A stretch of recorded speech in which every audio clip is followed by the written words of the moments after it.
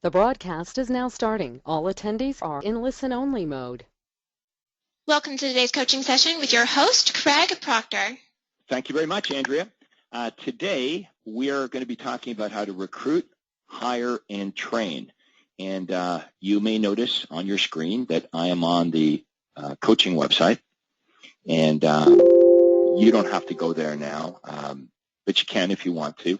You can have that up. I'm going to be doing a webinar. See, there's our webinar. But I'm also going to be bouncing back and forth between the coaching site. Sorry, not a webinar. I've got a PowerPoint up here. I'm going to be bouncing back between my PowerPoints and between all the resources that are on the coaching website. Okay, so I'm going to start off by showing you some of the resources that are on the coaching site under this topic of how to recruit, hire, and train. And then we're going to go through the PowerPoint presentation that I've created for this particular session. And, I'll show you how to link together. So this is information that you should read, okay, on your own time. I'm not going to do that here today. Background, what is a rainmaker? The 9-step strategic process, the recruiting system, the hiring system. I'm going to go through most of this, in fact, today, so you probably don't have to read it, but you can if you want. The time of your life checklist. This is where we're asking you to write down what you do all day long and assign a value to it. We'll talk more about that. DISC test example, so you can download the DISC personality test right there and make your own copy. Of course, you can order more of them. I'm often asked, Craig, where do we get these? Well, if you take a look at the bottom right-hand corner, you can order as many as you want. I think they're a couple bucks a piece. So that's where you order them from. Okay, organizational chart. If you're a solo agent, this is what your organizational chart is going to look like. Okay. If you have a team, your organizational chart for a larger team is going to look like this. Now, right now, if you're a solo agent, remember, you've got to write your name in all those boxes. Okay, so we'll cover this in more detail, but while we're waiting for everyone else to join, just got to give you a quick preview of everything that's here. Then we're going to have a look at the recruitment ads. Well, we're going to talk today, how do you get great talent? How do you recruit? How do you hire? How do you train these people? So let's start with the ads that you're going to use for recruiting. Okay, they're all here. Okay, these are all the recruitment ads that I used. Okay, these are for licensed team members, and these are for unlicensed team members. Okay, and then there's the scripts. You'll notice that they drive to a hotline. See, they drive to a hotline here, so you're going to need the hotline scripts. So I've included all of the hotline scripts, and the reason you want to drive the prospects to the hotline scripts is the hotline script, they'll do a lot of the sifting and sorting for you, so you can explain a lot about the opportunity right on the hotline script. People that are not interested will hang up, and you don't care about those. People that are interested will be asked to send you, fax in their resume or email you their resume, and we'll explain the entire interviewing and hiring process here today. Okay, then we've got position contracts. Position contracts here for everybody on my team. So, you can model after these. Of course, your position contracts may be a little bit different, but it's better than starting from scratch, right? You can take a look at my position contracts for customer service manager, database manager, outside sales agents. Okay, and if we have time, we'll go through those in more detail today. And then the overall contract for all licensed agents is right here. I had my lawyer create this, and this is the contract I'd recommend that you take to your lawyer. Your lawyer will probably want to change a few things. Why? Because they're a lawyer, and if they don't change a few things, well, it's hard to justify why they're charging you, right? So this is the actual contract for all my licensed agents. Again, if we have time, we'll go through that clause by clause. But I've got a lot to cover. this particular webinar, so I'm just sensitive that we might run out of time. So I just want to show you everything here, and then we'll get to as much of it as we possibly can. We're trying to condense 20 years of my real estate career on recruiting, hiring, and training down to a couple hours.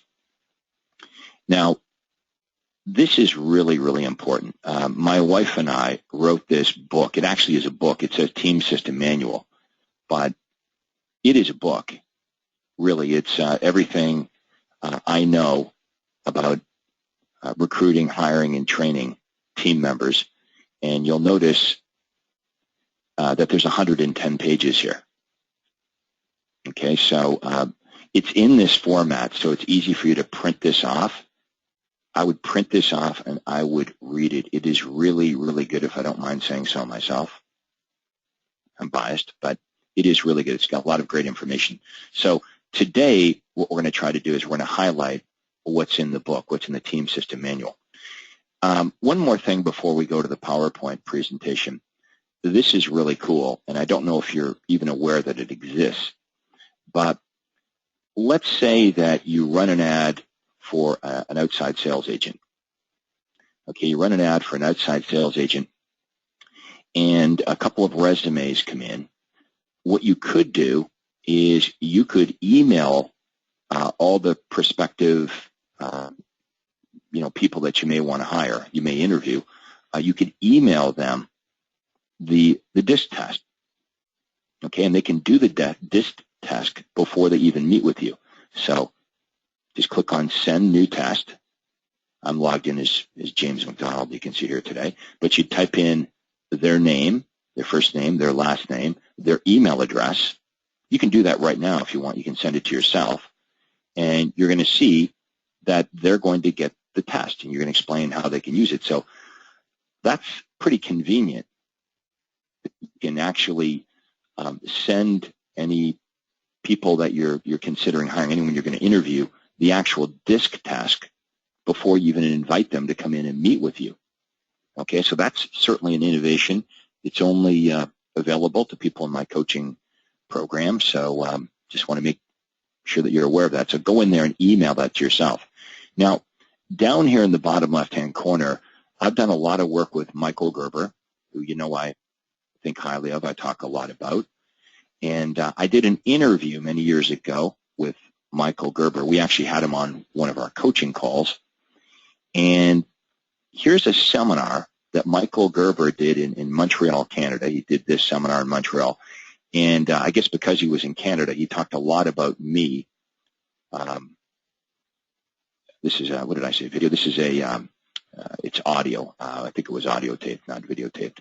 So this is an audio of this seminar that he did in Montreal.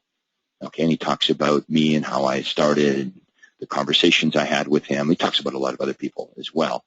But you want to listen to this. This is really, really good stuff. I've listened to these over and over again. I recommend that you do. If you haven't done that, you can download these. You can listen to them in your car, but this is really, really good stuff.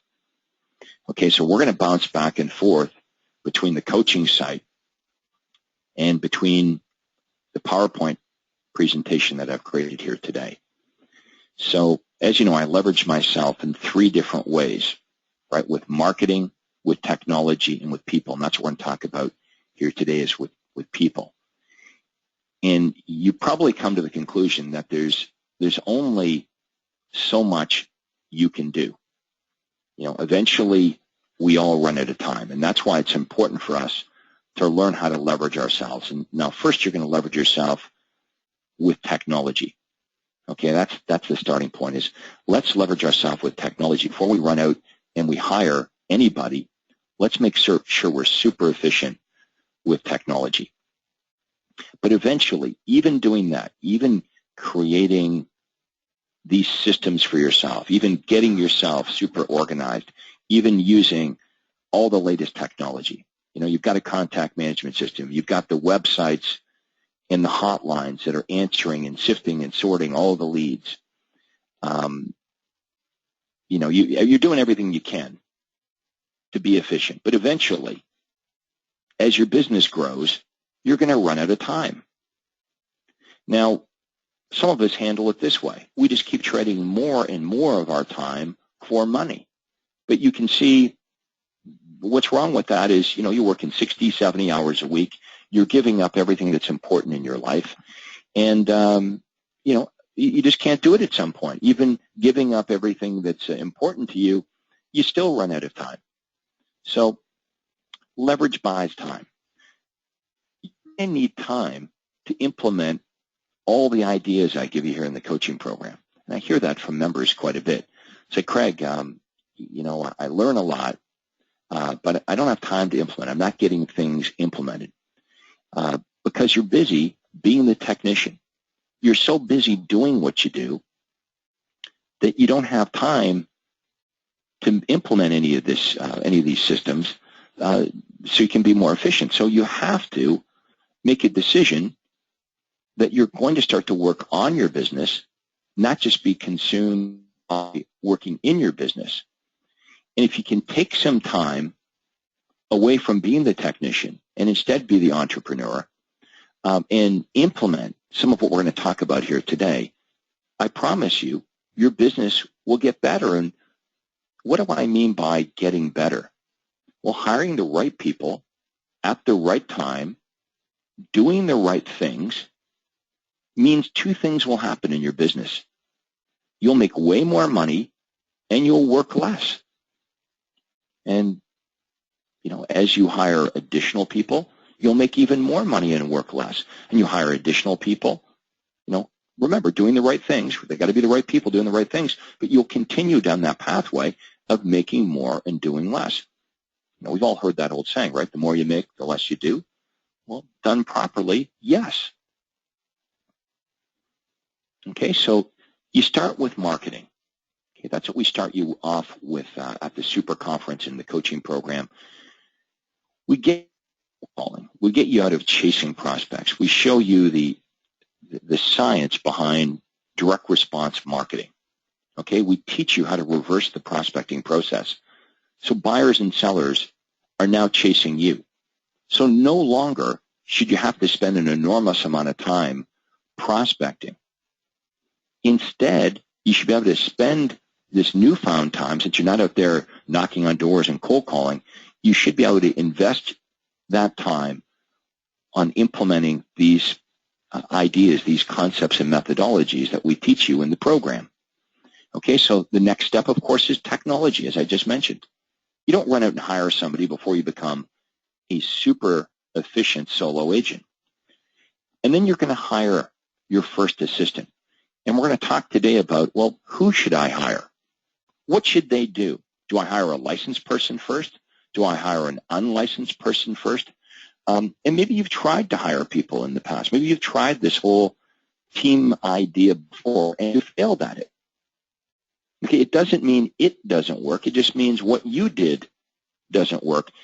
Let's face it, there's way too much proof in the real estate business today that this team concept works, and it is the way to go. And the most successful realtors in North America implement a team. It's not going to go away.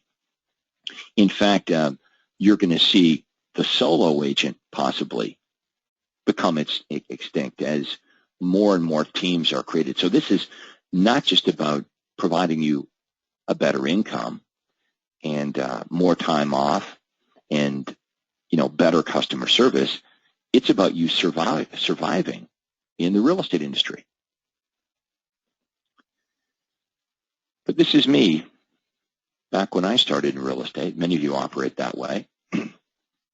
It seems like the thing to do, right? Because everybody else in real estate seems to be operating that way. They're all, crazy too, busy doing it, working 60, 70 hours a week. They're exhausted. So we believe when we get into the business and we look around at everyone else that it's just, the nature of the business. It's just the way it is. And I was, if not one of the first agents in North America to have a team. And nobody else was doing this in the 1980s that I know of, not in Canada anyway. So I looked around at other, professions outside of real estate, and they seemed to all work with a team. It made sense to me. So I guess the advantage I had coming in as a brand new agent with no experience in sales or marketing is this whole concept made sense to me. See, some of the best ideas that I implemented into my real estate business came from outside of real estate. And they do say that industries are reinvented from the outside, not the inside. I look around at the way other professionals operated, doctors, lawyers, and it just made total sense to me. So here's a comparison. And this is part of what I would use in my listing presentation. I used to be this one agent doing everything, trying my best to juggle all the balls, trying to give each one of my clients my undivided attention. But as you can see here, I was completely divided amongst all the tasks I had to perform. So, you can hire me. This is me talking to a seller. You can hire me and my entire team for the same price as hiring a solo agent. Who do you think can provide you better service? Well, it just makes sense, right? And you might want to use some analogies when you're talking to a seller. How does your doctor operate? Do they work by themselves? How does your lawyer operate? What about an airline pilot? Are they, if you looked out the window and they were gassing up the plane or loading the luggage or serving 3,000 feet, you would be concerned. The pilot does what matters.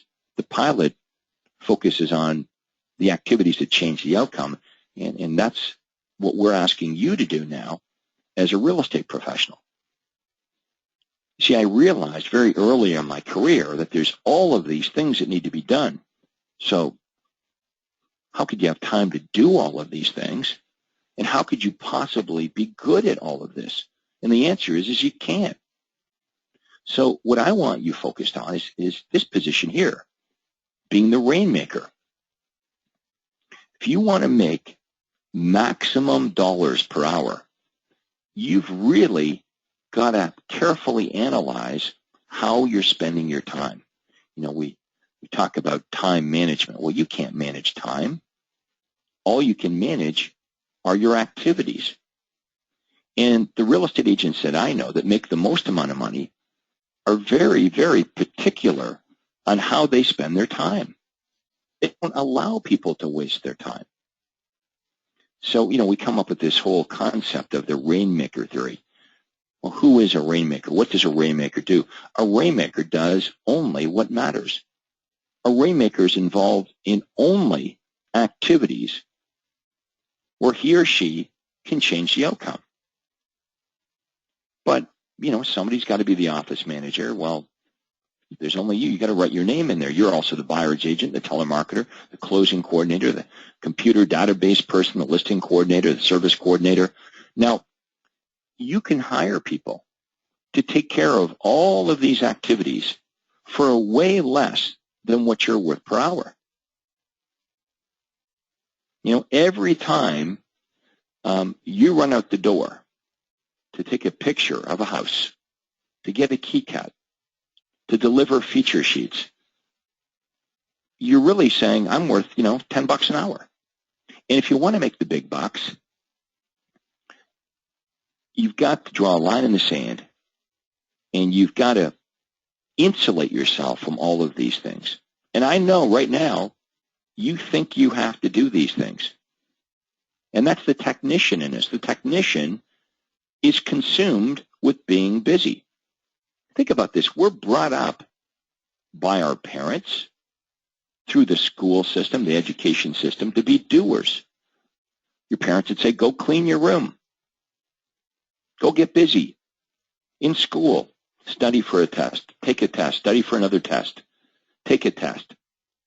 We are programmed, since we're children, to be doers. And what I'm asking you today to do is to become a thinker. The power is in thought. The power is in thinking about what needs to be done, not out there doing it. Okay, the power is in thought. And if you haven't read this book by now, I strongly recommend that you do. This book completely changed the way I thought about my real estate business, why most small businesses don't work and what to do about it. And Michael Gerber, it's almost like you feel like he's talking to you. If you don't have time to read the book or you don't like to read, then just go back here to the coaching site and listen to my interview with Michael Gerber and listen to these audios, part 1 through 4. They're very, very good. Okay? I recommend you do both. Read the book and listen to the audio. Hey, heck, you're in your car all the time anyway. Instead of listening to talk radio, this is what the kind of stuff you should be listening to.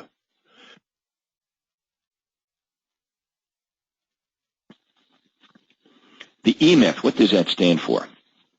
The E-myth stands for the entrepreneurial myth.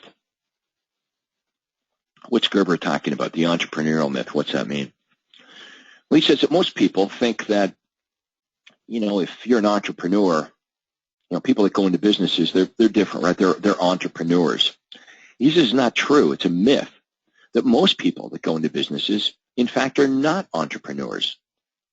They're simply technicians suffering from an entrepreneurial seizure. And the myth is this.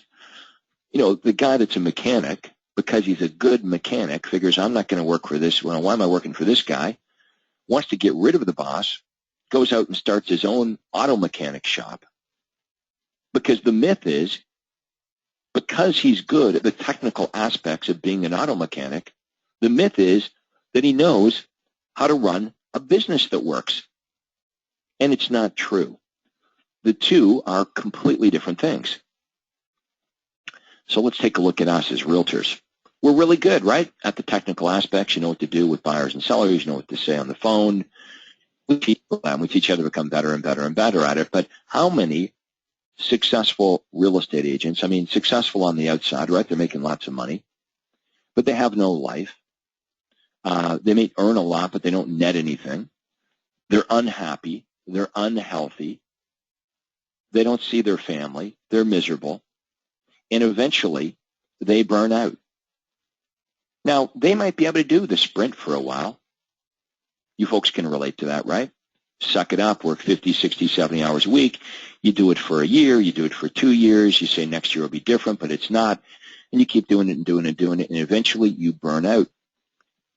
That's why 80% of real estate agents don't make it to their 5th anniversary. They can do the sprint, but they can't do the marathon. So the idea here is let's build something that works so well it makes your life better. Okay, let's design your business so the business serves you instead of you being a slave to it. Gerber joked, he talks about the fact that, as I mentioned, people, they're attracted to having their own business because they think, I'm going to have all this freedom. I'm going to get rid of the boss, and now I'm going to have all this freedom. And the first thing they lose is their freedom. The business that's supposed to serve them shuts out all the light in their life, and they don't know what to do about it. Some of you are living what we call the success trap. What's a success trap? Well, you're successful. You make a couple $100,000 a year, but you're not happy. You're working all the time. You don't like what you're doing. Now, you're afraid to change it up or drop what you're doing because the money's really, really good. I call this the success trap. You're successful, but you've sort of created this monster, and you don't know how to get out from under it. Well, that's what we're going to help you with here today. Success is not just about money. And let's face it, a lot of agents that make a lot of money keep very little of it. Look at what you're netting when this is all done. If you don't leverage yourself, you're not going to make the big bucks. You're going to work way too hard, and you're going to be tempted just to give up. But I want you to think about this. Please write this down. What is my option? What is my option? So as we start to talk about recruiting and hiring and trading your team, there'll be some bad days. There'll be a couple people you hire and it doesn't work out and the road will be bumpy. There'll be times where you think, the hell with this, fire everybody, I'm going to go back to the old days, I'm going to do it all by myself. You're going to have days like that. You're going to have thoughts like that. Some of you can relate to that right now. But I want you to think about this. What is my option? A little sign here right on my desk says, what is my option? And every time I had a bad day and I'm thinking, oh, this is just so tough to recruit and hire and train people and make it work, I thought, well, what's my option? I could go back and do everything by myself, right? Drive myself crazy, work 80 hours a week, die young. It's not an option. So we got to figure this out. The good news for all of you is you really don't have to figure it out, because I have and thousands of coaching members before you have. All you have to do is follow the plan that we lay out here for you. So Gerber says in his book, 3 personalities, the entrepreneur, the manager, and the technician. Unfortunately, most of us spend the majority of our time being the technician. 70% of the average person's makeup, he says, is being the technician. About 20% is the manager. Only about 10% is the entrepreneur. Now, what we want to do is we want to flip that around. The money is not being the technician. Okay, the money is not being the doer. The money is in the thinking, in thought, the power of thought, thinking how to do a better job of what you do. So this is going to require a major paradigm shift. If you want to get to where I was in my business, it means you can't keep doing what you're doing, right? Now, to change what you do, can everyone follow me? To change what you do, you have to change the way you think, right? The thoughts come first, and then the actions follow. When you change how you think, everything else changes. So that's my job, is to help you change the way you think about work. What is acceptable to you today will not be acceptable to you in the near future. You can't go back and keep doing what you're doing. You can't think the thoughts that you're thinking right now. You need to start talking to people that you're not talking to right now. And that's why I always recommend that you come to our super conferences and that you participate on these calls so you can meet other real estate agents going through the exact same changes that you're going through. The support in our organization is incredible. We've got people that share like in no other organization because people shared with them when they started. I like this quote here. You're so busy doing what you do that you don't have time to learn what you don't know how to do. Isn't that the truth?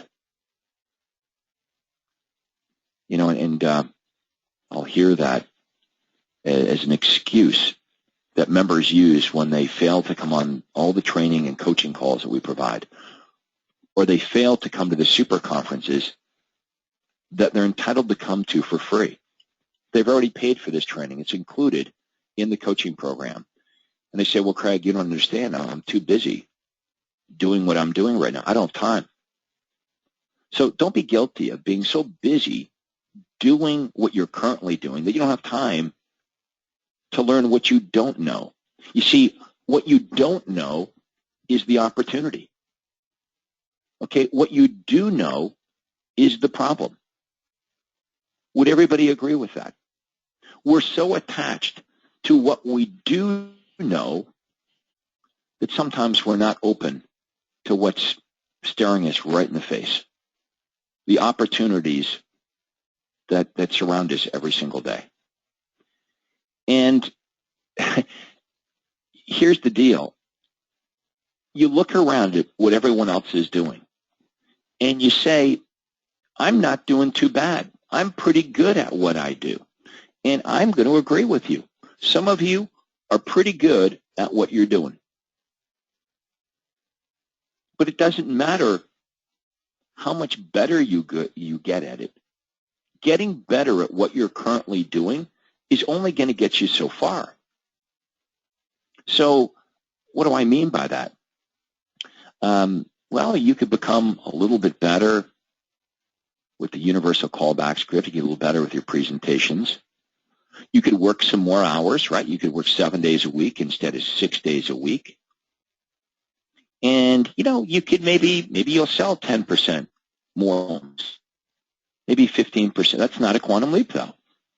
That's not what we're talking about here today. And it all relies on you. It means you got better.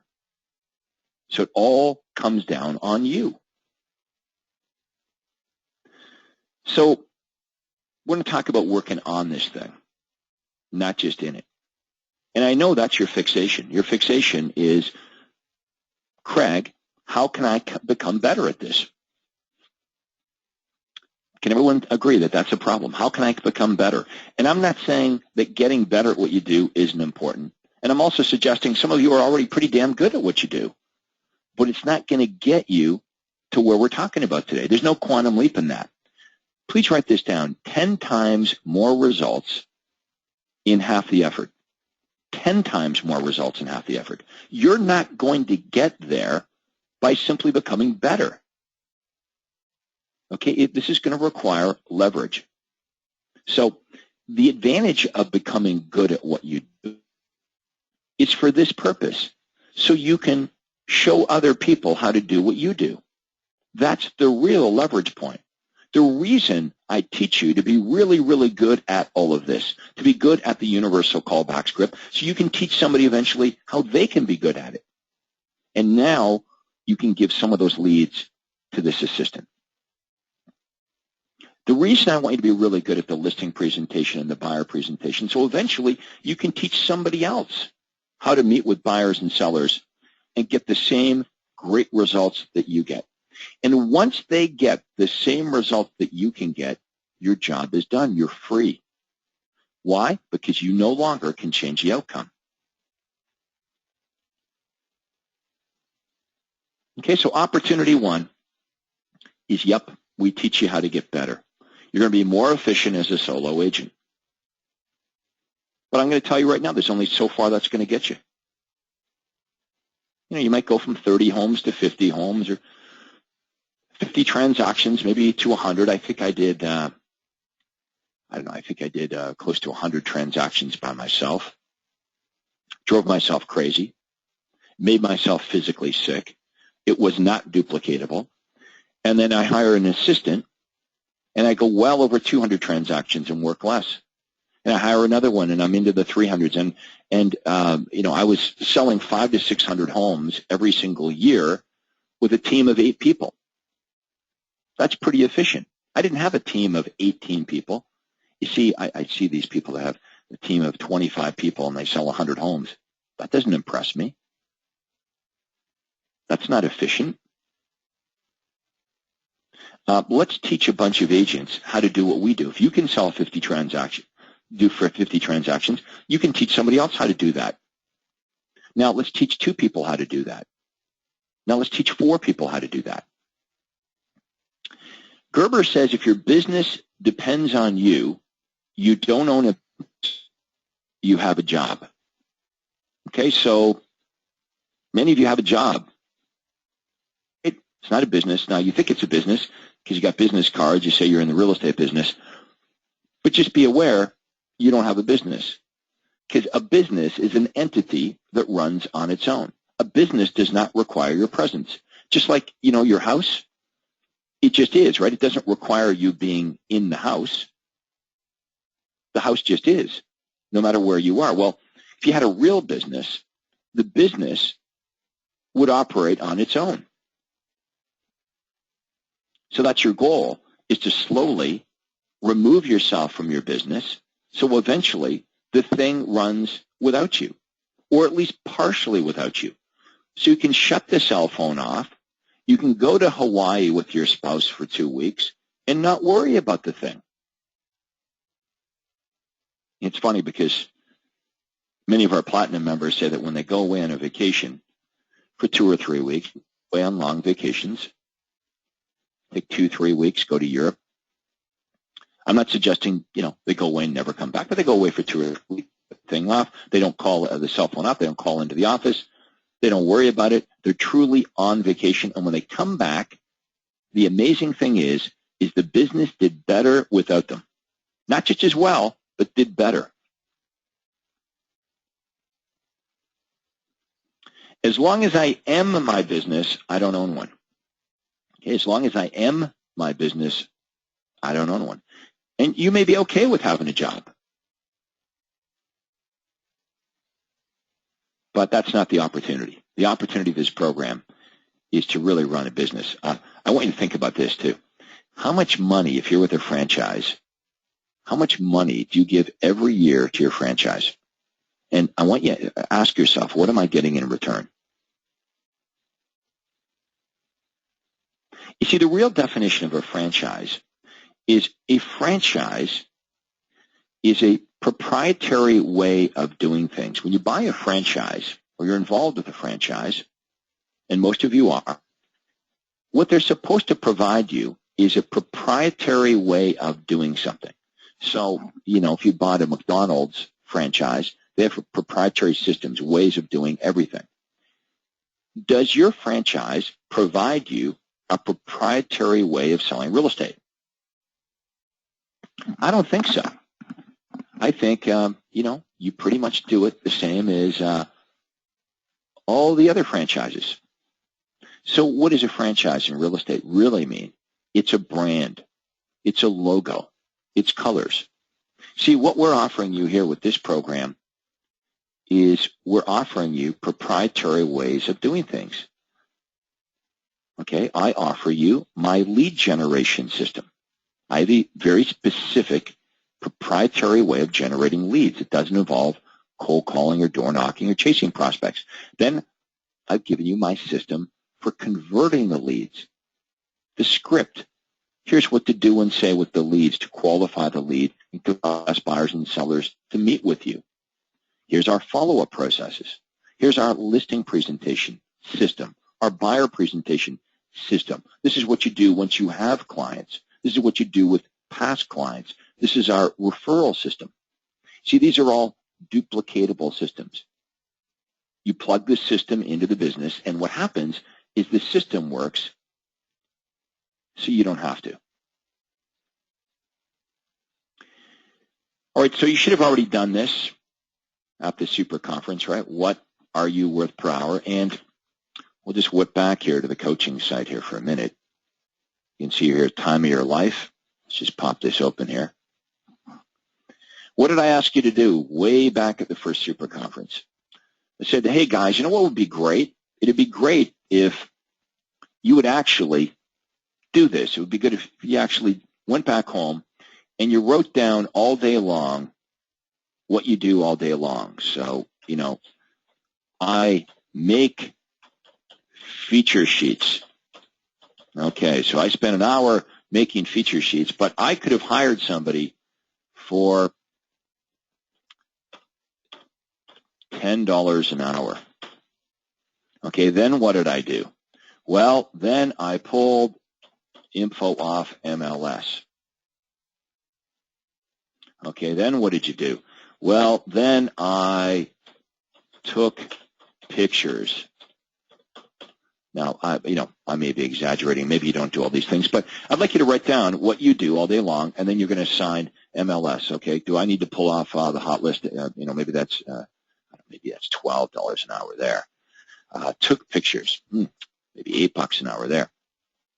But you write down what you do all day long. Okay, now up here in this box, I want you to figure out what you're worth per hour. So let's say, and I know I've done this for you, but we'll do it again anyway. Realtor makes $100,000 a year. We're talking gross, not net, because the net usually is gross, but we'll talk about the gross. Realtor makes $100,000 in a year in gross commissions. And let's say they work 40 hours a week. Reasonable, right? 40 hours a week. I think they call that banker's hours, 40 hours a week, times 50 weeks a year. They take 2 weeks for vacation, so 50 weeks per year. 40 hours a week times 50 weeks would equal 2,000 hours. Okay, so the realtor is trading 2,000 hours, okay, for the $100,000. Okay, so $100,000 divided by 2,000 hours, realtor's worth $50 an hour. If you're worth $50 an hour, should you be doing that? Should you be doing that? Should you be doing? No. You can't afford to keep doing the things that you're doing. Now, there's other things here that are rainmaker activities, okay? So how about listing presentation? That's a rainmaker activity. What's that worth? Maybe that's worth $2,000 an hour. So I want you to write down what you do all day long, and I want you to isolate all the stuff you shouldn't be doing because you can't afford to do it. And I hear the opposite. I can't afford to hire an assistant. You can't afford to hire an assistant. Okay, I want you to think about it in different terms. I remember when I started in the business, I remember coming home exhausted, and my family would say, well, did you sell anything? Nope. Well, why are you exhausted? What have you been doing? You've been out of the house. You left at 8 o'clock this morning. It's 8 o'clock at night. You've been out for 12 hours. You didn't sell anything. What'd you do all day long? And I had to really think about that. I was exhausted. I truly was. I was busy. I was, in my mind, working very hard, but I didn't produce any results. Now, a couple of years later, here's what happens. I work 1 hour the whole day, and I list a home and make a $15,000 commission check, and I worked 1 hour because everything else was being done for me. What was more productive? Okay, and working an hour a day, that's duplicatable. Working an hour a day to make 15 grand, can we all agree? That's duplicatable. Working 12 hours a day to make nothing is not duplicatable. So I'd like you to do this exercise, complete this exercise if you haven't already done so. So what are you worth per hour? Are we worth $100 an hour, $200 an hour, $300 an hour? Once you figure that out, that may help you make a paradigm shift. You can't afford to be doing some of the stuff that you're doing. But you're going to analyze what is it that you do all day. Now, there's an order to delegation. The first thing I'd like you to delegate is anything that doesn't require a real estate license. Okay, get rid of it. So what did my first assistant do?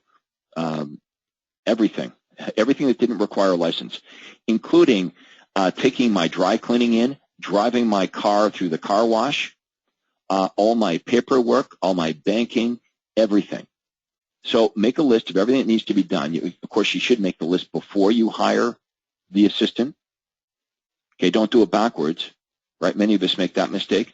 We hire the assistant, and then we spend the rest of our life trying to get him or her to do what we want them to do. Don't do that. That's why we create these job descriptions, you see. Let's go over to the job descriptions here. Where am I here? Boom. We'll go back here. Position contracts, job description, same deal. Okay, so let's pop this open. Let's have a look at some of these. We're going to, now this is me dividing my business up into many positions, okay? So call coordinator, answer incoming calls, database manager will also assist you with phones. When a caller asks for a team member by name, so everything is written out here. Now, these are many different positions that all need to be combined into one when you hire your first assistant. You follow me? Because you're only going to have one person. You're not going to have, we're not asking you to run out and hire 2 or 3 or whatever. You're going to hire one admin person, and it's real easy at that point, right? If it requires a real estate license, that's you. You're doing that. If it doesn't require a real estate license, it goes to your admin person. This next person you're going to hire is a buyer agent. You're going to throw off all the unlicensed duties to the admin person. You're going to throw the buyers to the buyer agent, and you're going to hog the listings. Why? Because you've got better leverage with listings. When you have listings, everyone on MLS is working for you. Now, let me say this. When I threw off the buyers to my first assistant, if it was a buy first client, somebody that wanted to buy a home first, I would give that buyer to my assistant, Lindy, and Lindy would show them houses. And once they found a house that they wanted to buy and they were ready to list their home, I would hog the listing. I would pull the listing away from her. And that was clear to her from the onset. Okay, and you may want to. So anything to do with listings, I hogged all the listings. After a while, though, I realized, well, that was kind of silly. With these buy-first clients that I give to Lindy, and she runs them all over town, and she finally finds them a home, and they're ready to list their home, Lindy was getting the same result. Like, she was very good with converting the buyers. I already had enough listings to work on. I decided, well, let's try Lindy out on listings. Heck, she's already got a relationship with these buyers. She's been working with them for weeks or months. She's gained their trust. She's sold them a home. Why don't I just have her carry on and list the home as well? So I taught her my listing presentation. And then as she proved herself, I started giving her listings, even people that weren't buying first, even people that weren't buying at all. Again, you're going to do this slowly over time. But start by delegating the buyers, you hog the listings, and then eventually, we get down here to step number 4, you can teach other agents how to work with sellers. You can teach them the listing presentation, teach them how to be as good as you are. Remember, once they're as good as you are, what's the Rainmaker theory say? Get out of there. You can't change the outcome anymore. Now, I did also delegate the offer negotiations. Now, this will really stretch your paradigm because many of you will think, well, there's no way that I could do this. So let me explain what I did, and I'm just preparing you. You're going to reject this idea, but I'm just saying it's the truth. You can ask anyone here in my marketplace. When I listed a house and the offer came in, I didn't negotiate the offer. Okay, the seller saw me at best only at the time I listed the property, but in many cases not at all because I sent one of my other agents. Now, let's say that I showed up for the listing appointment because I would cherry pick the best appointments, and you should do that too. You're not just going to start off by delegating all the buyers and sellers. Maybe you want to cherry pick the best buyers and the best sellers and hand off the rest. Heck, it's your business, right? It's your prerogative. You've got the right to do that. But eventually you'll get to the point where, you don't need to go work with any buyers or sellers. I mean, I got to the point where if it was my relative, my uncle, my aunt, I would delegate it out.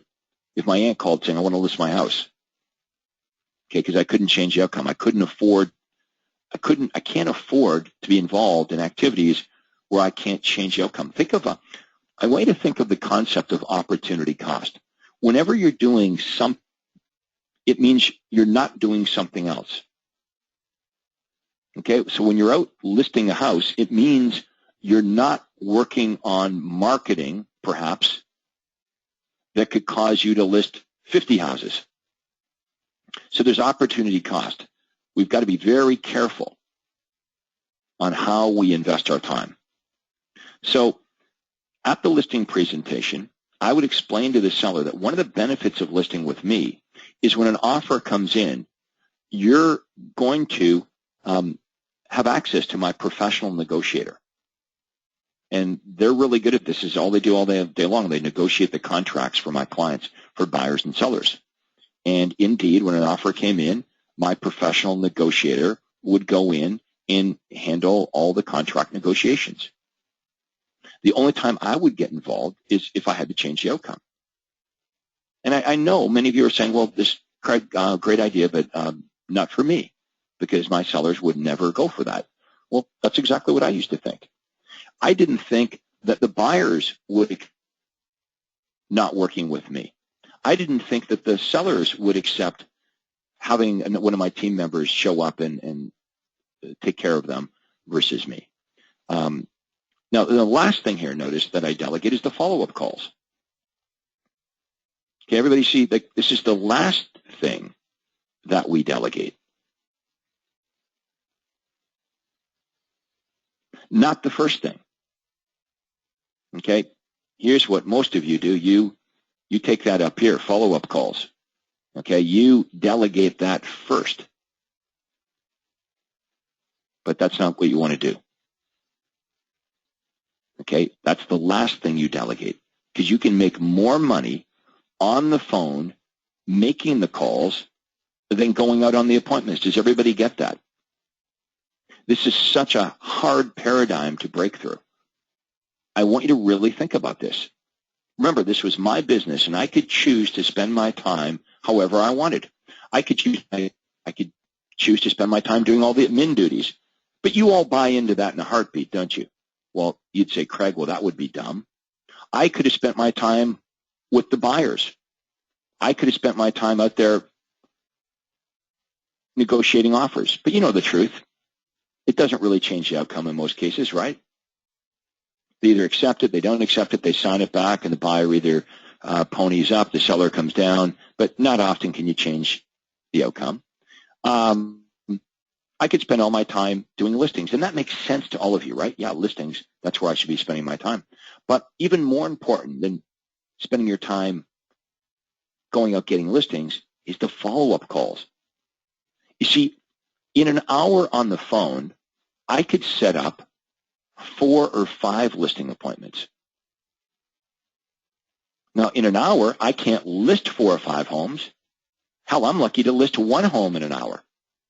So if I'm making my callbacks, I'm calling back my new leads, let's say tonight between 9 p.m. In that 2-hour period, I might be able to set up 8 or 9 appointments. Well, there's no way that I could list 8 or 9 homes. Now, I know some of you might be saying, but Craig, when you hand the listings out, you're only getting half the commission.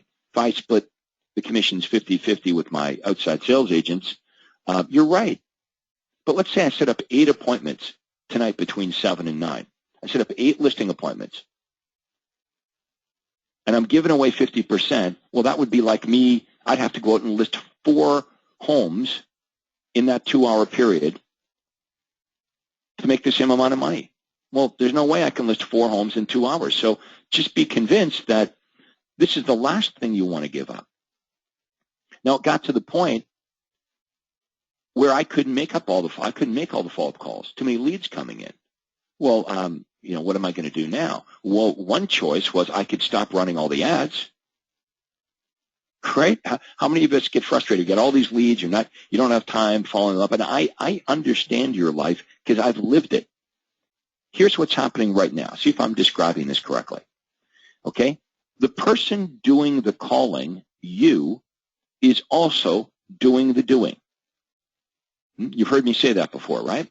So here you are, you're disciplined, you're calling back the leads, and you're good at it. You're using the universal callback script, you're pretty good at it, and now you're making appointments. So you book a buyer appointment, you book a listing appointment, maybe you're giving away the buyer appointments, but you're going out on the listing appointments yourself. So now you're out in all these listing appointments because you're good at making the follow-up calls, you're out in all these listing appointments, but because you're out in all these listing appointments, guess what happens? The leads don't get called. You fall behind. And I'm just saying that's what's going to happen. It's the natural progression. The person doing the calling is also doing the doing. The better you get at lead generation and the better you get at actually following up with the leads, you're going to book so many appointments that at some point you won't be able to call back the leads. And that's pretty frustrating, right? Because you finally get around to calling back the leads. They're like 2 weeks old now, and the seller says to you, oh, it's too bad you didn't call me yesterday because I just listed my house. So at some point, you're going to be forced to delegate more of the listings. Or you can make the mistake of delegating the follow-up calls. So many of you make that mistake, right? You do this. You delegate the follow-up calls because you see yourself as too important, too valuable to make the follow-up calls because you want to go out and you want to work on these listings. Okay, that's where you want to spend your time. So you delegate all of this. Well, what's the problem here? The person that you've delegated this to is not as good as you, and what they convince you of is that the leads are no good,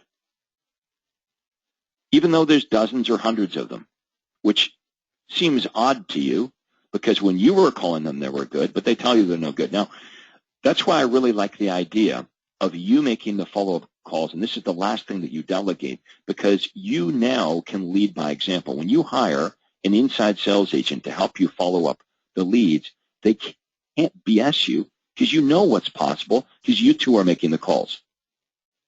So the transition is this. You're going to start by, because there's only you, right? You're going to be making the phone calls, and you're going to be going out and getting the listings. It's easier for you at some point to hire agents to go out and get the listings, to hire somebody to help you make the follow-up calls. Just saying, that's the truth. This is the hardest position to recruit for right here because nobody wants to do it. It's easy to hire for this position, right? You run a couple ads, you call a few agents around town. Imagine calling a couple agents around town saying, hey, George, hey, look, it's Craig over here. Look, I've got this real problem. I've got all of these sellers that want to list their home, and I just don't have time to handle all the business. Would you like to come over here, work with me, and let's say we could split the commissions 50-50. This position, real easy. Also easy to hire for that position. This one, not so much. So it's the hardest position to recruit for, and you already possibly know that because you've tried. Now, here's the other problem. If you're not really good with the follow-up calls, how are you going to teach this new person to do this?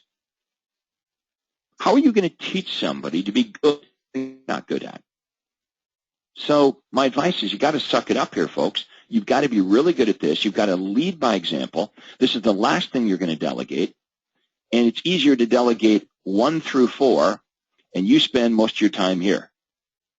Okay, very few agents get this, but I'm just saying that's how it worked right to the end of my career. I did the bulk of the heavy lifting because I could make more money in that activity than I could anywhere else in my business, and so will you. So hopefully everybody gets that. The pathway to freedom is not becoming an expert at what you do. What does that mean? The pathway to freedom is becoming an expert at what you don't do. Think about that. I'm wearing that hat around the office. Imagine thinking all day long about how to not do things. What did I say earlier in the webinar? We're brought up to be doers, right? Go clean your room in school.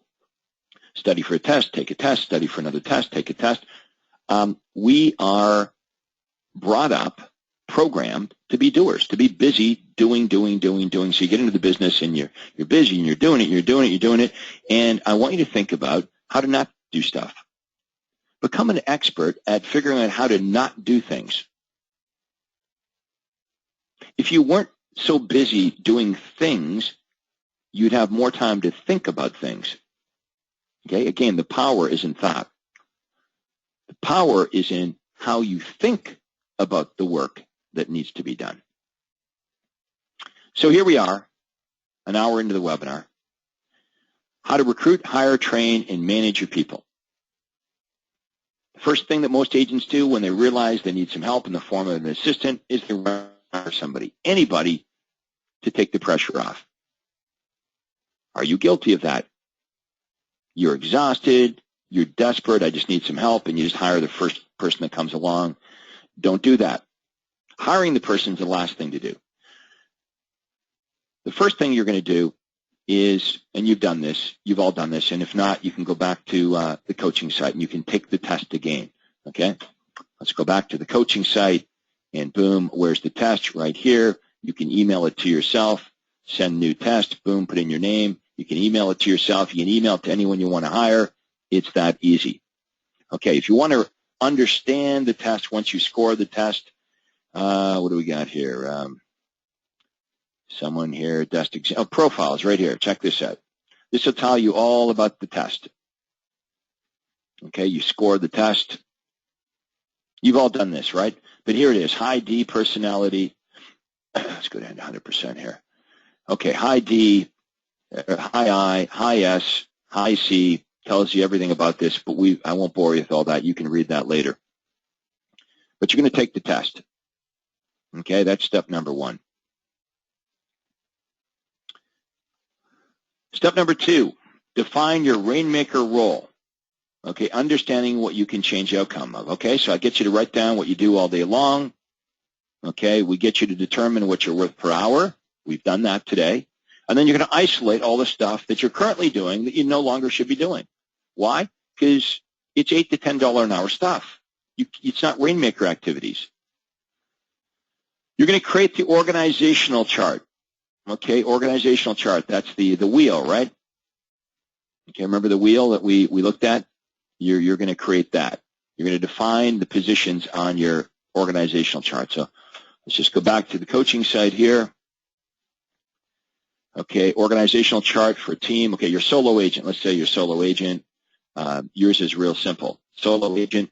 Here's your organizational chart. You're the rainmaker, and you're going to hire one unlicensed person, one unlicensed assistant, and they're going to do all this stuff for you because there's only one person. They're going to be the manager of the office. Call coordinator means they're going to answer the phone. They're going to be the courier, take the pictures, key boxes, feature sheets, and they're going to manage your database. What are you going to do? You're the outside sales agent. You're the inside sales agent, means you're calling back all the leads, and you're servicing all the customers. So small team means there's you and one unlicensed assistant. Okay, this is what the unlicensed assistant's going to do. This is what you're going to do. Now, keep in mind, I've got all of these. You read the team system manual, what did I say, 110 pages there. Okay, all my position contracts are here. Hopefully we'll get time to go through the contract. Hopefully we'll have time to take some questions here. But everything's right here. Okay, so you're going to create the position first. Does that make sense? You don't hire the person and then chase them around trying to get them to do what you want them to do. That's chaos. If you hire the person before you design the position, if you make that mistake, you have a business that's people-dependent, not position-dependent. Some of you may have an assistant like that right now. Her name's Mary, and you have no idea what Mary does, and you sure hope she never leaves you. Well, what happens if Mary says, I am leaving, or I want to raise? Okay, how many of you have people that work for you that refuse to do things that you want them to do? So you've done this backwards. You design the position first. You create these position contracts that I just showed you, and you get them to sign off on the position contract, acknowledging that they're going to take responsibility, that they're willing and able to do all the things that you're asking them to do. You design the position first. You don't hire the person and then try to fit your business around the person. As your business grows, you're going to hire people to fill the positions. You start off with one person, then you hire another one on your own time frame. Remember what I said earlier. You're going to hire the right people at the right time, doing the right things. Now, some of you might be totally happy with just hiring one administrative person. And, it helps you take your business from transactions to 50 transactions, and you're working less and you're making more money, and you're totally happy with that. There's going to be others that, want to shoot for the moon, and you want to, totally remove yourself eventually and sell hundreds and hundreds of homes. Well, we can help everybody reach their goals. I understand not everyone in this program has aspirations to make millions of dollars. But when you find out how easy this is, you might change your mind. Okay, so now you've created this position contract. Detailed description of each position.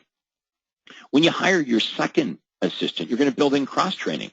If one of them leaves you, they become sick or whatever, well, guess what? You'll have someone that can fill in. It's better than being held hostage, right? And trust me on this, it becomes easier as you hire additional people because you become better at it. You become better at hiring, become better at training them. It gets easier. Number 7, decide which order you're going to fill the positions in. Okay, consider the needs of your business. So I'm suggesting admin person first, then a buyer's agent, and then execute the plan. I like all these acronyms. We did this at the conference. How do you find good people? Well, you need to advertise for them. That's how you're going to find good people. Okay, so let's have a look at, I don't know what happened there by advertising. Here's one of the ads. Okay, how to make a good living selling real estate without ever prospecting again. This is probably similar to what you responded to. This is why you're in the program, right? Well, if you ran an ad like this, do you think there might be other licensed agents in your area that are also sick of cold calling and door knocking? Think of how easy it is to recruit licensed agents when you control the leads, right? You're generating all these leads, and if you're not getting rid of leads, then don't do this, right? Don't hire an assistant. You don't need an assistant. Everybody gets that, right? Like, I'm not suggesting everyone run out and hire an assistant. If you don't have enough leads, enough business to keep you busy, well, obviously, you're not going to run out and hire a licensed agent. I'm talking to those of you that are having trouble keeping up. You're generating enough business that you are not getting back to people. You're wasting leads. You know who you are. You're wasting leads. By the time you call them back, sold through someone else, you're not reaching people. You need some help. So how easy is this? Hey, George, Craig Proctor here with RE/MAX. You responded to my ad, and I want to tell you a little bit about the position. In fact, you'll notice here, as I mentioned earlier, there's an 800 number with this script. You're going to model after that script, and you don't even have to talk to these people initially because agents in your area that are interested in this position will call the 800 number, listen to the 4 or 5 minute script that you've recorded, and decide whether they're into this or they're not. If they're not interested, they hang up. Good. You don't have to waste your time with them. And you also don't have to waste 4 or 5 minutes with every candidate explaining the same old spiel over and over and over again. Let the robot do that. Let the hotline describe the position. At the end of it, people that are interested are told to fax or email their resume to you. Those are the people that you're going to be interested in.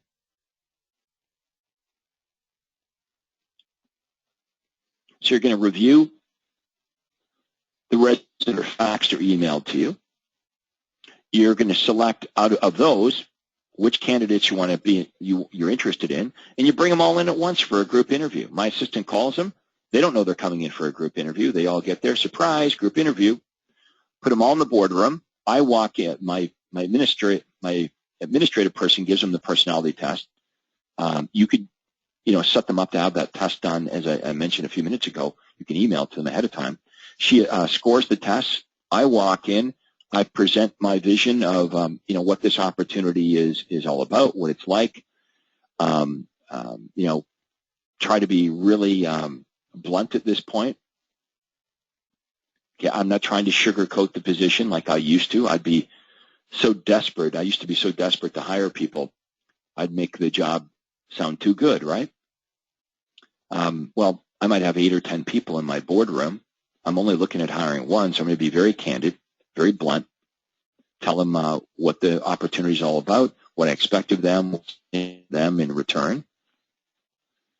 They're going to fill out they're going to fill out a form on the way out that indicates whether, based on what they've heard, whether they want to be considered for the interview or not. And all of these forms, by the way, you're going to find them over here. You're going to find them right here in the team system manual. I don't know what page it's on. Probably is an index, but we're giving you everything here you need. See if I can find that, for example, here. Probably can't. I looked at it last night and it's there. Let's just see if we quickly go through this. Putting quite a bit of pressure on myself right now. Let's see. contracts. There's the ads. There's the scripts. These are good too. These are weekly performance charts that you folks can knock off. Okay, I've obviously passed it here. Let's see if we can find this. You guys don't mind while I talk to myself? Okay. That's management. Okay, I think we're coming up to it here. Right here. Interview acknowledgement. I wish to be considered for the next stage of this interview. They check off yes or no. And if they check off no, we ask them a few more questions. I do not wish to proceed further. Well, we want to find out, why. Please indicate why. The duties and responsibilities position as described are somewhat different than I anticipated. I'm overqualified, blah, blah, blah. So anyway, who are we going to pay attention to? Okay, we're going to pay attention to the people that checked off yes. Okay, then we can bring those people back for a private second interview. Okay, I review the personality tests of the candidates who, yes, did express an interest in going to the next stage, choose the ones we're most interested in, and boom, they come in for individual interviews, and hopefully I hire one. I make an offer of employment. Okay, so that's a system that all of you can duplicate. Now, these are the personality types that you're looking for. I want to hire an admin person. I want an S or C personality. However, if I'm hiring, a buyer's agent or a listing agent, I want someone with high I plus lots of D. I want some D there because if they just have I, they may not have enough D to close. Training. Look, this should be easy for you to train them because you're already good at these things, right? So they're just going to follow you around, shadow program, right? Administrative stuff, you're already doing it now. You just show them how you do what you do. When you hire buyers, they follow you around and they listen to you as you speak to and work with buyers. Same thing with when you hire somebody to help you with listings. It's a shadow program. They follow you around. They listen to what you say and what you do. They watch very carefully for a couple weeks, and then you follow them around for a couple weeks to make sure they've got it. And once they've got it, you're free. I like this here. Time spent, oops, what did I do there? Time spent training the first time around is time well invested in your future. They don't think, I don't have time to train. This is the ball game here. You see, there's no leverage in hiring people that fail and then going out again and running ads and hiring them and spending kind of, training them halfway, and then it doesn't work out and people stay for 6 months or a year or two. There's no leverage in that. Look at my team. My people stayed forever. They're still there now, some of them. Carol's still there. Kelvin's still there. The people that were on my team are still there today. I mean, we're talking 18, 20 years later. They're still doing it, exactly what I trained them to do. So that's the leverage, is finding good people and keeping them so they stay. So you're going to create a training manual. You're going to do weekly team meetings with them. Every Monday, I did a team meeting every Monday morning. You've got to constantly be teaching them the system and refining it. Okay, or they'll forget. The meeting should be fun. Okay, we talk about all our new listings, our buyers, and I reiterate a different aspect of this system. Every single meeting, we might talk about the listing presentation one meeting, the buyer presentation, the universal follow-up script. We're going to look at some of the customer surveys that came in. Here's some people that love this. What did we do right here? Here's some people that weren't happy. What did we do wrong? Why? So we can fix our system, make tweaks to it, so we have more happy or not happy. What do we want? We want people that are ecstatic, thrilled with our service. Okay, when we have people that are thrilled, I call this extreme praise. When we have these people that are extremely happy, we do an autopsy during these meetings to find out, why does this person love us so much? so we can duplicate it. Let's figure out what we did that was so right here and figure out how we can duplicate it over and over and over again. And when we've got somebody that wasn't so happy with us, let's figure out what we did wrong here so it never happens again. A mistake is only a mistake if you don't learn from it. And then finally, the role of manager need not be time-consuming. And we talked about management by exception. So the position contract, remember, we're going to write out everything that this person's going to do for us. At the bottom of the position contract, I want you to write in there that if there's anything that you're unable or unwilling to do, you're going to report that in the form of an exception report. That way, you're only stepping in and dealing with the exceptions. You've got to empower your people. You've got to believe these people are good people and they're going to do a good job. And you've really got to truly delegate responsibility. You can't abdicate responsibility. How many of you are guilty of this? You delegate the work, but you don't really ever delegate it because now that you've hired this new person, you're doing all the stuff that you're doing, plus you're spending an enormous amount of time looking over their shoulder. Empower them. Yes, they're going to screw up. They're going to drop the ball. They're going to make mistakes, but that's how they learn. And if you're not willing, go back to the sign on the wall here that says, what is my option? What's your option? Yeah, you can continue to be a control freak and keep doing what you're doing, growing older. Or you can be willing to set your people free, give them the responsibility, really truly delegate these activities, and manage by exception. So you're only managing what they're not able to do. So they simply fill in the nature of the exception, the date it occurred, the problems which it arose. Now, the beauty with this exception report is the bottom half of the page, you'll notice, says the solution implemented. So you're teaching your people to think like you. Really simple. And sooner or later, they do start to think like you, and they stop saying, hey, you got a minute, you got a minute, you got... Guy, shortly into this, moved out of the RE/MAX office, and I moved home to my home office, which is where I'm calling from today. It was the best move ever because people could knock on the door and say, Craig, you got a minute. I forced my people to teach, to think like me. I just included this for fun. Town of Newmarket, 50,000 people. I was selling 500 to 600 homes a year. A lot of you complain about, well, my marketplace is too small. There's my first office. What's that? Maybe 5 feet wide by 12 feet long. That's where it all started. So, probably have some questions, and we're running out of time. But I hope you've enjoyed our webinar here today. Let's go back to Andrea, and we'll take a few questions. Yes, sir, and if you haven't done so already, you can type your question in the chat box or click the hand icon if you have a working mic or on the telephone. Our first guest is Vic McCarrion. Your line is now open. Yeah, hi, Craig. Victor, how are you? Sir, I have a few questions, please. One of them, if we give a disc test and the person for OSA comes with high S or high C, should we interview them? What position are you recruiting for?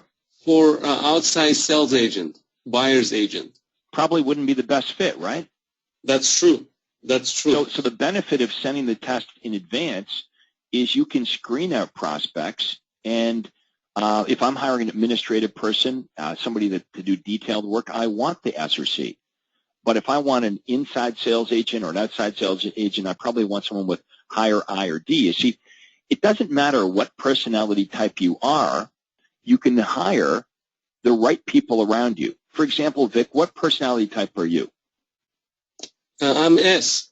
Okay, so you could delegate the buyers and sellers to agents that are strong with D or I, and being an S personality, you could do a much better job focusing on running the business, the details, and the systems. Plus, let's face it, that's what you really like to do anyway.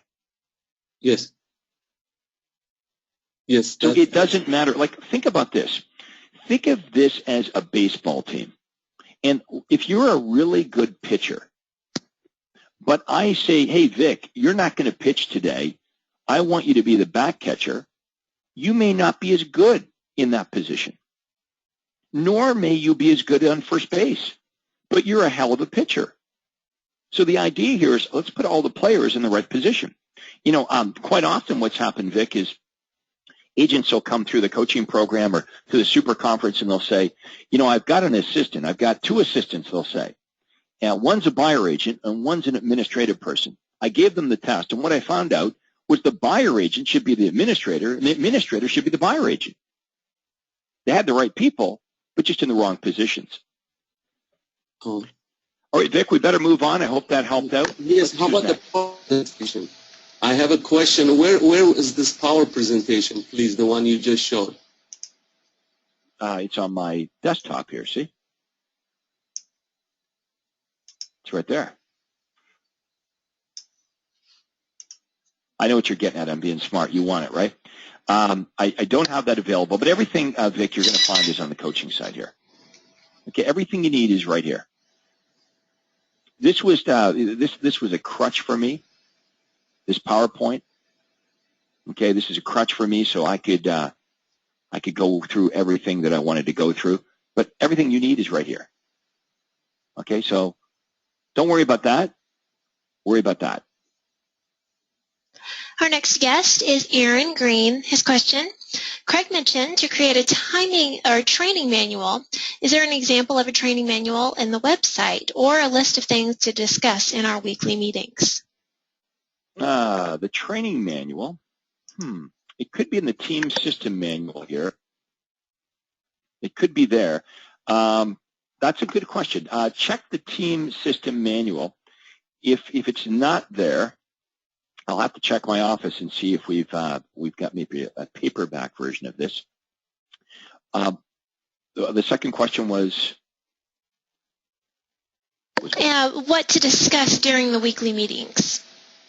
Oh, well, I would discuss, as I suggested a minute ago, your new listings, your new buyers, and you're going to teach them a different aspect of the system. You're going to talk about you should be surveying all your clients and you should be reviewing their surveys. See, the idea of sending out a survey is that we might actually want to do something with the information that we glean from the survey. So new listings, new buyers, teach them a different aspect of the system, buyers, seller presentation, universal callback script, deal with your surveys that are coming in, deal with any problems. You might have your lender come in. There's topics here. If you want to cheat a bit, here's what you could do. You could take a look at all the topics that I teach you during the coaching program, and 1 week you could take one topic, the next week you'd take another topic, and by the time you got to the end of it, you could start all over because they wouldn't remember.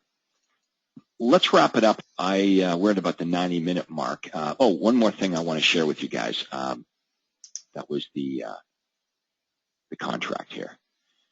Licensed agent contract. Let's do this before we wrap it up. A couple of important clauses here.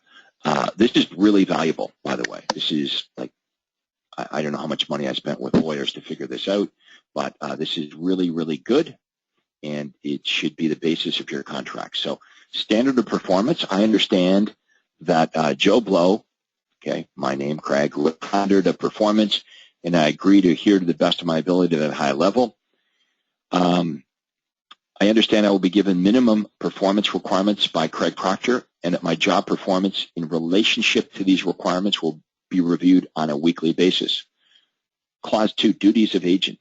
I understand that my duties as a licensed real estate agent and job function are to be determined by Craig Proctor, and that these responsibilities will be reviewed, augmented, or amended by Craig Proctor as necessary.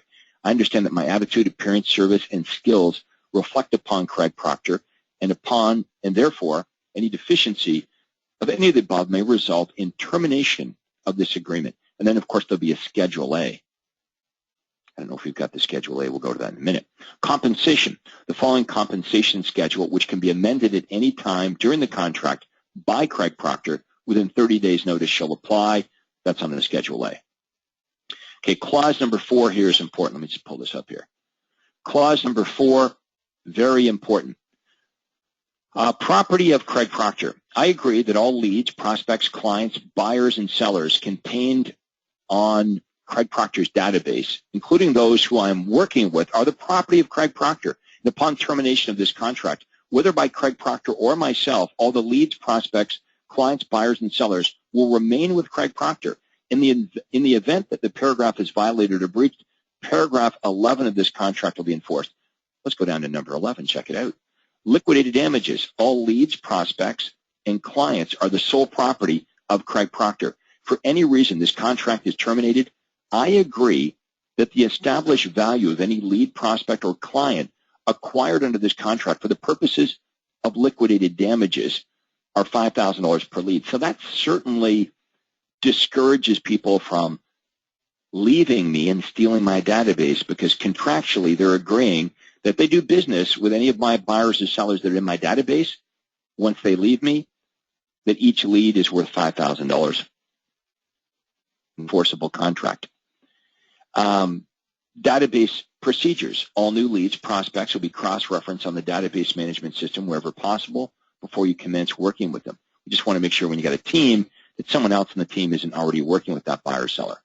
All leads entered in the database management system must be contacted a minimum of every 90 days. Now, here's the deal.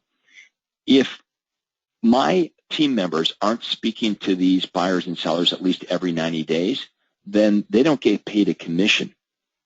And this will prevent your team members from everyone in the phone book in your contact management system and then holding you hostage saying, well, now you got to pay me. Open house tours, we talk about that. Calendaring of leads. All leads, prospects, and clients are the property of Craig Proctor. If a lead, prospect, or client is not ready to buy or sell, but there is reasonable expectation that such a decision may be reached within 1 year, then they're going to enter them. So that was my rule in my office. If they're not going to do something within a year, please don't enter them into the contact management system. Past clients and referrals. I agree to provide Craig Proctor with a list of names of my past clients. So the deal is this. If I'm recruiting an agent that's been in real estate for 15 or 20 years, they're going to have a client list. So if they provide me a list of all their clients, and it has to be reasonable, I'll pay them a 25% referral, okay, on anybody on that list. Marketing scripts and databases. It is agreed that all marketing material, scripts, and correspondence will be provided by Craig Proctor and are the property of Craig Proctor. All databases are not to leave the office or to be copied. Limitation of authority. This is important. When a client is prepared to list and or purchase property, I will use the training and materials, including listing forms provided to me by Craig Proctor, to attain the most accurate list price for the longest term. I'll also endeavor to maintain the maximum acceptable commission whenever possible. I agree to refer any client or potential client inquiring about entering into our trade-up guaranteed sale program. I further understand that I do not have the authority to enter into a guaranteed sale program with any client or potential client. I love this last clause here. I understand that if I do not know how to do something or I do not feel comfortable performing a task, I will inform Craig Proctor. All legal, tax, real estate, and financial associated discussions that are outside my comfort level or beyond my level of experience shall be immediately referred to Craig Proctor. So by simply saying, well, I didn't know, not acceptable. If you don't know something, you come to me.